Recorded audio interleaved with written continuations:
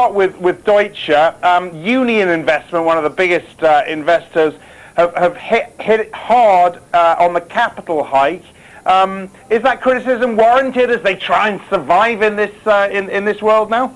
Yeah, I mean, I think it is. I mean, I think the issue that a lot of investors and a lot of shareholders have had within Deutsche Bank is about the lack of really change. When a lot of the other banks are changing around them, changes within investment banking, moving away from various parts of investment banking, putting money elsewhere, there haven't been those changes at Deutsche Bank. So when the announcement comes out that there's not enough profit to keep back to pump up those capital requirements, because of course we have these stress tests coming later in the year.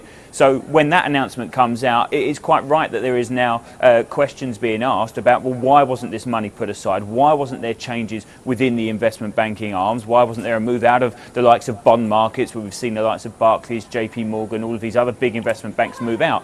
So there's no change and there's no reaction to the changing circumstances. So the money isn't there to put up for these capital requirements, and that's where the big issues come in. All right. I just reading this from Anshu Jain this morning. We know some of, and this is to the investors. We know some of you are sceptical. Some of you may ask, why should we trust this team to deliver? Anshu Jain, of course, one of the co-CEOs.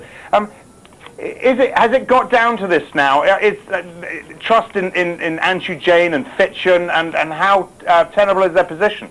Yeah, of course. I mean, there are some big issues there. We were talking to some of our analysts out in Germany earlier today, and there are some real confidence issues going on in there, much to do with what we just said, to be perfectly honest, about the fact that there's a real lack of change, and the fact that the other banks are progressing on and moving through different parts of investment banking, and Deutsche Bank aren't moving. They're not evolving within a sector which, of course, has had to change so much over the last few years. Deutsche Bank just aren't doing that, and of course the sole blame of that has to be pointed at the management team.